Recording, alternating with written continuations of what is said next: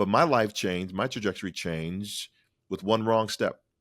And I dislocated my knee after I cleared a hurdle, landed awkwardly, severed the artery behind my kneecap, and then 7 days later was left with a choice: use a walker or wheelchair for the rest of your life, amputate the leg, and use a prosthesis for the rest of my life. Life is going to change, and there comes, like you said earlier, a reckoning with that. And so that was my kind of reckoning, that the big shift.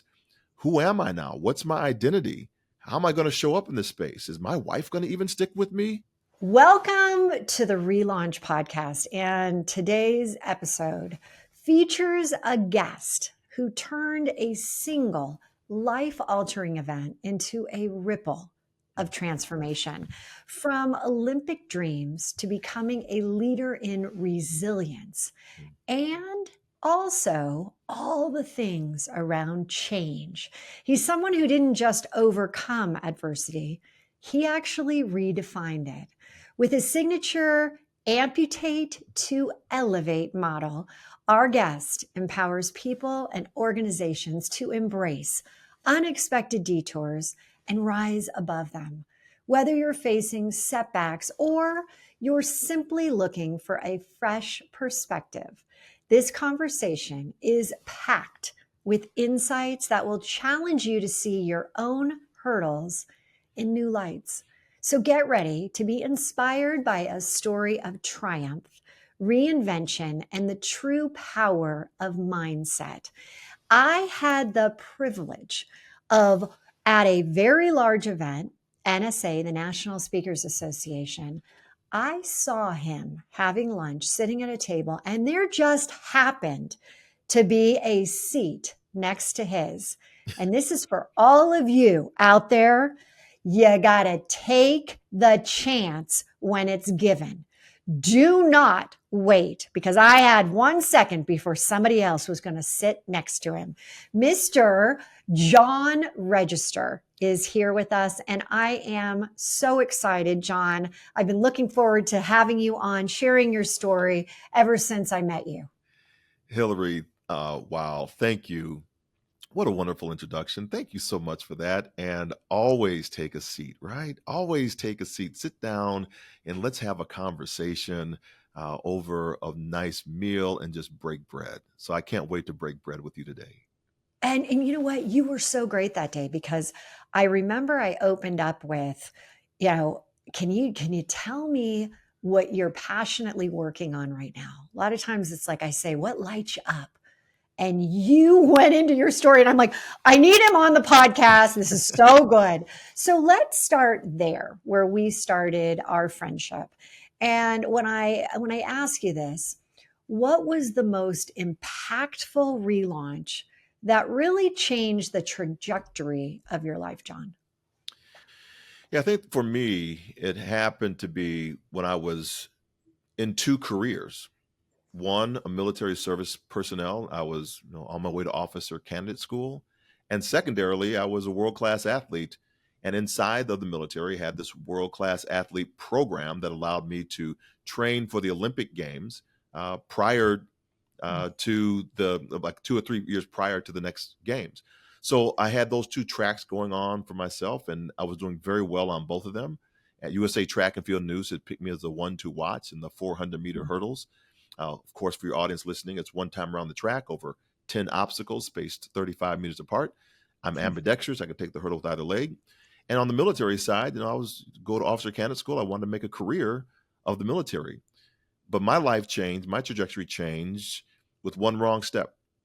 And I dislocated my knee after I cleared a hurdle, landed awkwardly, hyperextended my left knee, severed the artery behind my kneecap, and then 7 days later was left with a choice: keep your leg, use a walker or wheelchair for the rest of your life, amputate the leg, and use a prosthesis for the rest of my life. And you think about that in that context, right? Before we get to a relaunch, we have to think, oh my gosh, what just happened? Most people are training for a transition prior to leaving a job they may have been working on for 10, 15, 20, 30 years. Could be a military personnel that's leaving the military and going to go back to civilian life after 30 years worth of service.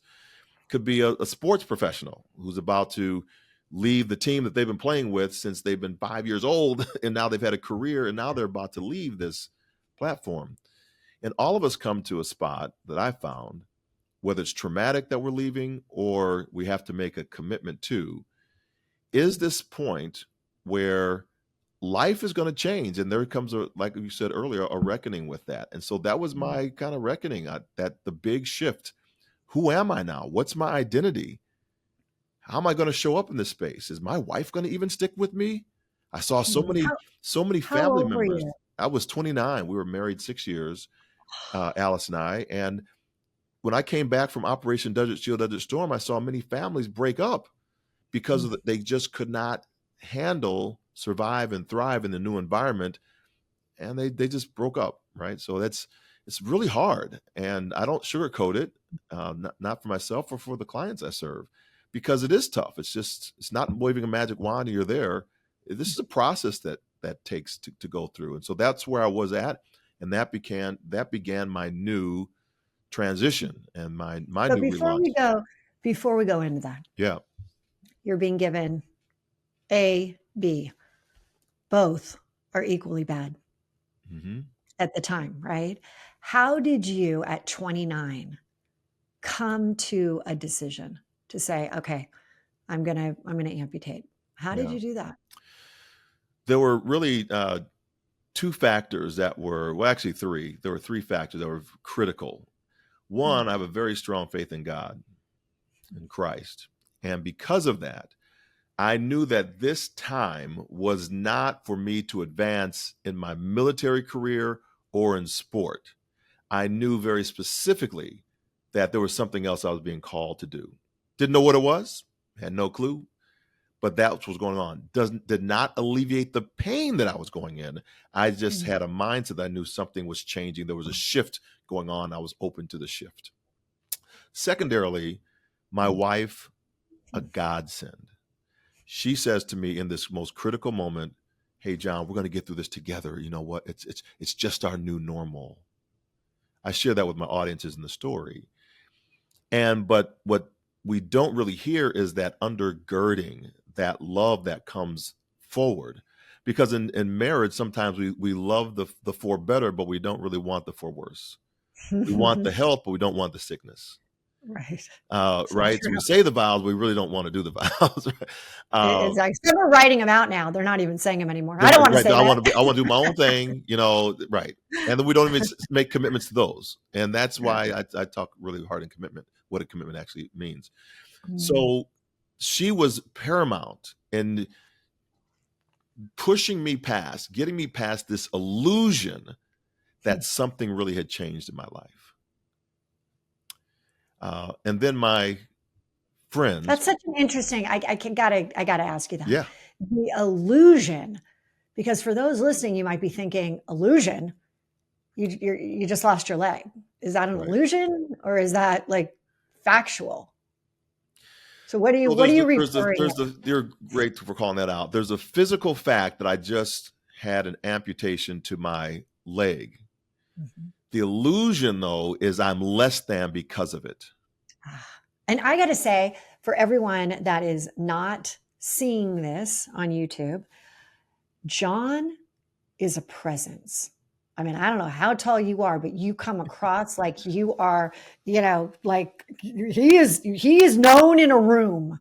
And so for you, as you are that man for 29 years, you're right. It's that mind of like, okay, you're still that man. Mm-hmm. So who put those thoughts there? Why am I thinking I'm less than? Who told me this? We can talk a little bit about that, but that's critical. And so then the third group that really helped me was the military, the friends I had there that I didn't even realize were even watching. There's always somebody watching. So I had the Chief of Staff of the United States Army, Gordon R. Sullivan at the time, my first telephone call. He tells me that my 7th Corps commander, who I served under for Operation Desert Shield, Desert Storm, Fred Franks, is going to call me too. Why is that important? Because Fred Franks is a foot amputee, still serving on active duty, right? And then Sergeant Major, who used to be Sergeant Major of the Army, well, he was the USAREUR Sergeant Major, United States Army European Command Sergeant Major, uh, Gene McKinney. He was actually in town visiting his twin brother at Fort Sill, Oklahoma, and he came over and sat with my wife and my family during my closure operation. So I had friends around me that really helped me to still have, for them to see that I still had value, right? And there are many people that they haven't either built out a network or they don't have a network that will breathe into them when they're losing oxygen themselves. And I think it's critical for us to have those pieces in place because it helps. It does not negate that the thing is going to happen. It just helps us get through that process faster because we have people in our lives that will not allow us to fail. So what you're saying is your community helped you, especially through those first how many months were you just really dependent? Because what I really ultimately, for people out there that may not be going through such a traumatic event, but we all have trauma, we all think about trauma differently, and they may be doing something that, their business isn't thriving. They may feel like, the bills are piling up, their debt is bearing them, or they may have personal issues with relationships, as you've been discussing. I'd love for you to share the people out there that are looking at like, okay, well, John, you're just a strong guy. You just got this, there's something in you that you were able to overcome. For those out there that are feeling like they are literally, like they've got their last lifeline that they're feeling like they've used up now, what do you say to those people that maybe don't have as much of that community, as much of that grit that you have? Yeah, I think, like I started off, there is always, and this is, personally for me, how I find it, Yeah. is that when I'm at my weakest, then my God can be his strongest. So I embrace that I really don't have it. I mean, it's not me that's really doing anything except for following the path that's been laid out before me. I think I think we often think that there's a finite end to every step that we make. And so now we've grown to the next level, and instead of looking at it as a collective, right? So the friends that I had that called me in the hospital that day, they're still with me today.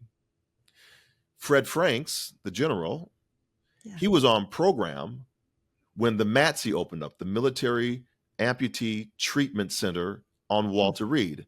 When the Iraq War started going off, we were being overrun with casualties coming back with those military service members.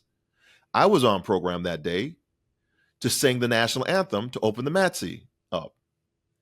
On that program that day was also Congressman John Murtha out of Pennsylvania. Why is all this important? Because at that time, I was working for the United States Olympic Committee, building out what became known as the Paralympic Military Sport Program. And our team, our staff couldn't get the meeting with John Murtha because he had a lot of people that were around him. Right. And he was over the appropriations that could actually get us the funding to start this program for the Department of Defense. So on program is, Fred Franks. He's introduced to me. He remembers the story, says, John, get over here, come meet a great American hero. I tell him what's going on in my world about this military program. He says, come by my office. I want to hear more about that next week. So we can't think that we have arrived at anything. It's a continuum that we are on. So I would offer to everyone who's listening in to this amazing podcast, the ReLaunch podcast, and you're trying to think about how am I going to relaunch? I don't have those people in my life, but you do have folks that are there. And it doesn't matter if they're senior to you, if you think of their, your peer group or your subordinates.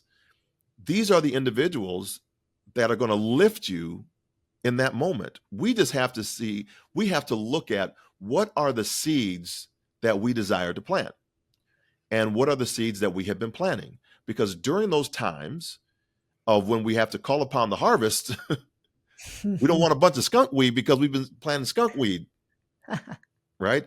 We have to, and then if we have been, we have to kind of pull that stuff up and begin planting, tilling the ground and planting the good seeds in there. So we're always having a harvest of good crop. And it's metaphorical, but it's also an actuality. Every single day, excuse me, what I do to cultivate my garden is I reach out on LinkedIn. I have 13,000 followers. And I try to connect with, and I do every single day a note that's a celebration for them because LinkedIn gives us that opportunity. A celebration for their birthday, a celebration for a job promotion, celebration for a work anniversary. And if I can do that every single day for every single person that I'm called upon in my life that is linked in with me, at the end of the year, I have connected with 13,000 people. See? This is so relevant, and it starts with exactly what I did when I sat down next to you. If I had paused it all, if I had thought about who you are, the fact that you've been on 1,000 stages, you've impacted 500,000 people, I would have been like, oh, I'm not sure I'm worthy of sitting next to him at lunch. But it was one of those like, I had to plant the seed. I had to sit next to you. I had to start this wonderful relationship. And as you're saying, and as people are listening, and as they're thinking about the relaunch, and I love what you do on LinkedIn. I have something I've have had 100 impact calls with 100 people in the last 100 days. You've got to put yourself out there because nobody else is going to do it for you. It's got to be you. Don't think that you can put your, have your marketing person, your social person. No, it's got to be you. And so you said earlier what commitment means. Mm-hmm. Tell us what that means to you, the fact that you do this every single day on LinkedIn. So that's a commitment, right? So that's my personal commitment. That's what I choose to do because I believe that marketing is what other people say about you to their audience, right? That's really good. So that's what I mean to market. So let's take that, and tactics of why it's important. Let's go to the hurdles. In the hurdles, there is a point where a person is attacking the hurdle, has to leave the ground and attack the hurdle that's in front of them. That means they have to jump over that hurdle that's in front of them. And when you make the jump and you lift your knee and you attack that hurdle, you have committed. There's no turning back. Great example. You are That's on a great example. You are on the parabolic curve. You will be in the air and you will land. Takeoffs are optional, landings are mandatory, right? That's what they say in the Air Force. My great friend Jason talks about that all the time. And so when we commit, there's a takeoff that has happened. We have launched. We have pushed ourselves into that space. We have taken the risk. We've made the assessment that we are going to do this.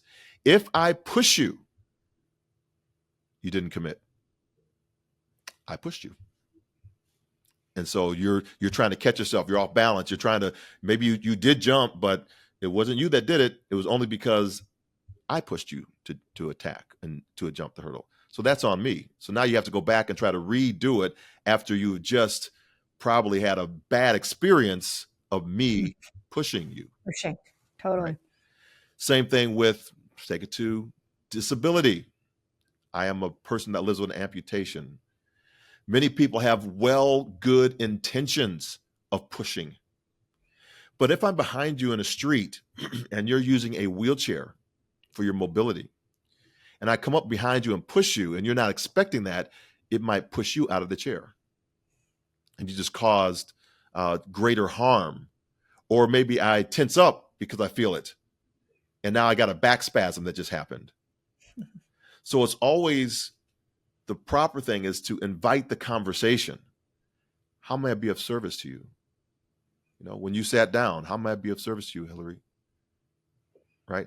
That's how we open up and invite a conversation and cultivate in our garden. Commitment. When I make the commitment, there is no going back to the previous. New is where we land. New is the rebirth. New is no prior point of reference when defined. And if new is no prior point of reference, then we can't use old systems, old thoughts, old ideas to put into a new bucket to get a different output. After I went across the hurdle, dislocated my knee, severed the artery, and the doctor amputates my leg, I don't get my leg back. But I'm in a new environment. Not a new environment because the environment's new, because there have been plenty of amputees before. There have been hundreds of thousands of amputees who've gone in this environment. The environment is just new to me. I don't know how to walk with it. It's like what your wife said, your new normal. Your new normal. And so that normal is the everyday typical occurrence of a thought or an action is the normality. It's what we do every single day. It's just shifted. And now that I'm over in this new space, I have to give myself space and grace to grow.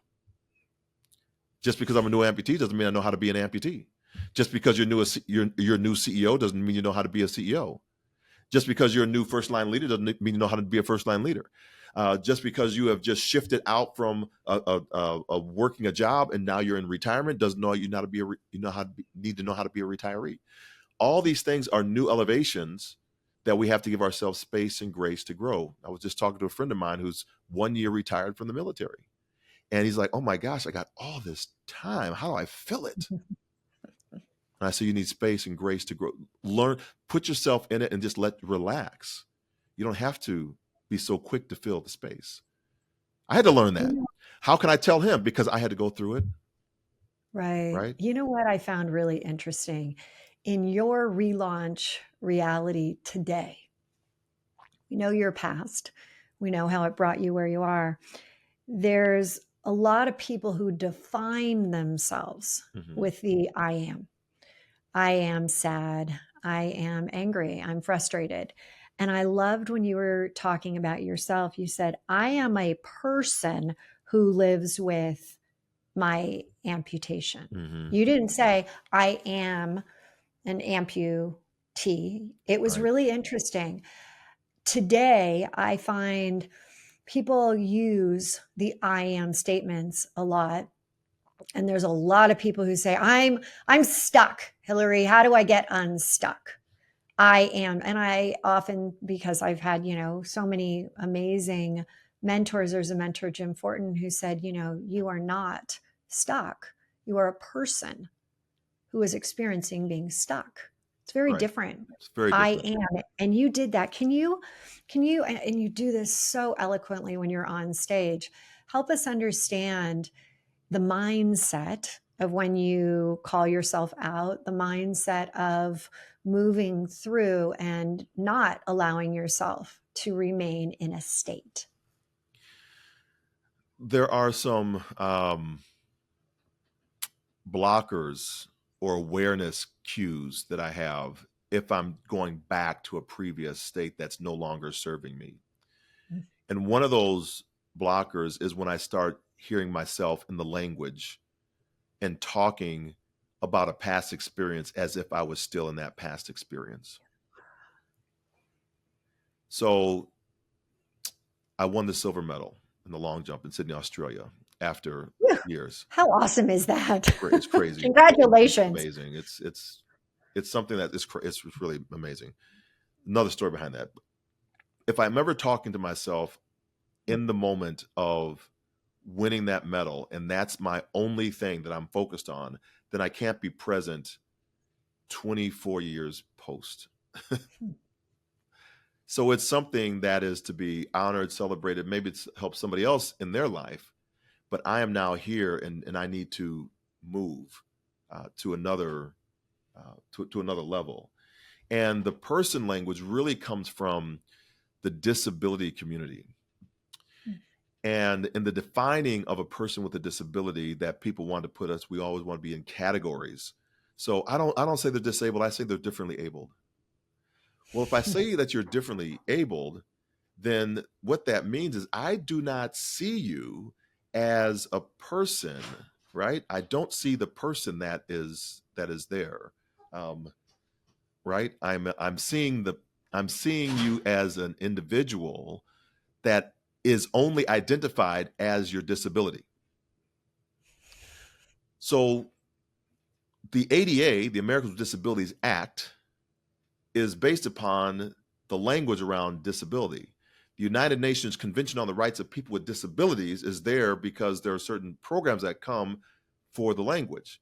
But people with disabilities don't see themselves as disabled or differently abled. How about we do this? Instead of calling me differently abled or whatever you want nomenclature, why don't you just call me John?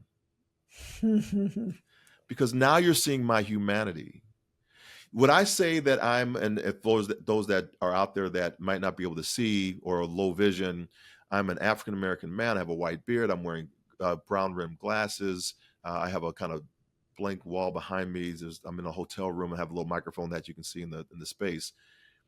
And when I begin to describe myself, right, I'm not using language that is disabling. Let's switch it again, right?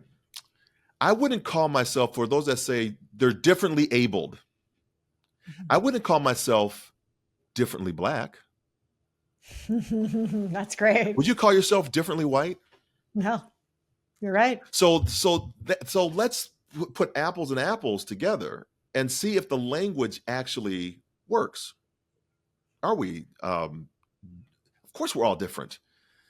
The reason the United States Olympic team and Paralympic team wins the medal count, well, the Olympic team, is because we cover the spread with our differences. We have every nationality that's across the world that's right here in America. Right. So while one group in one country might excel in one thing, we cover the whole enchilada. Right? That's really good. Okay, but I do have to ask you. Yeah. We talk about past relaunches and how you have to basically get through those, understand that they do not define you, that you have to, look at the story as it is, and you can redefine stories. Then you've got your relaunches that are happening right now, right? We talked about your commitments that you're doing daily. Future relaunch for John. What are you going for? What is in the future for you that is something that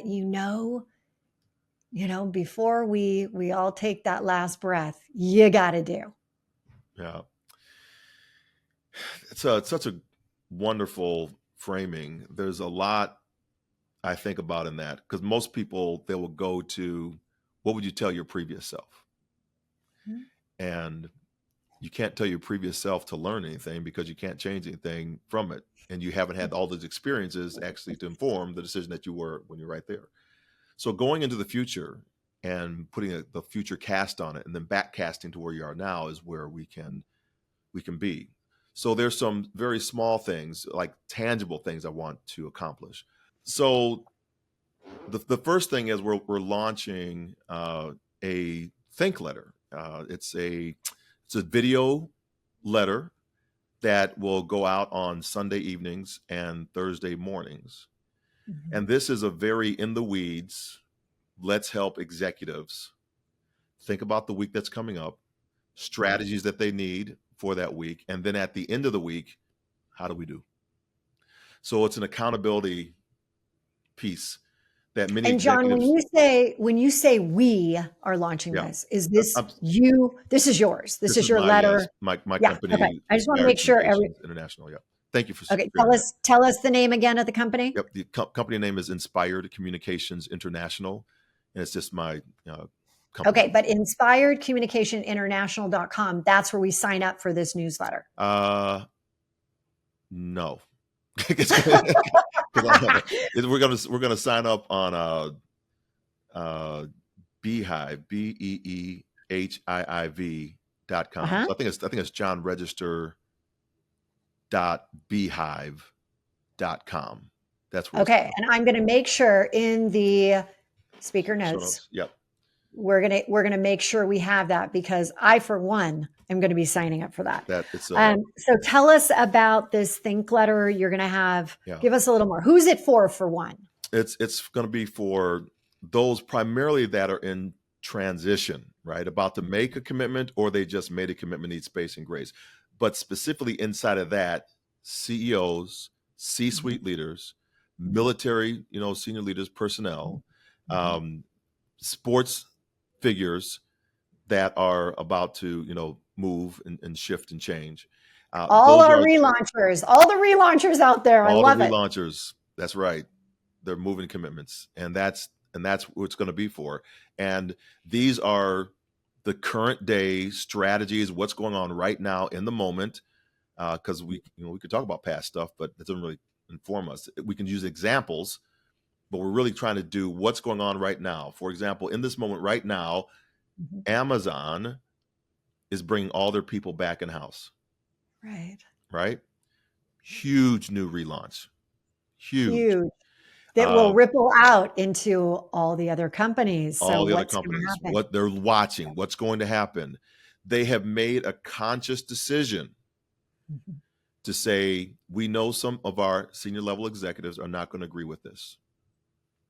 And because we're going in this direction, we wish them well. They've made that decision. So people are watching what's going on with that. I'm not saying that's good or that's bad. I'm just saying that in a relaunch, this is what happens. These are the real conversations that we need to be having. What's going on? It's not theory, because you can't operate in theory. You operate on some assumptions that you might have around it. Uncertainty, we say, is there, but uncertainty's always been there, because if we could predict what's going to happen tomorrow, it wouldn't be uncertain times. You got it. So you also said there's something else that Right. you're relaunching in the future. Let's talk about that as we wrap up. The relaunch now, so I do that's for that. And now the relaunch is for our family.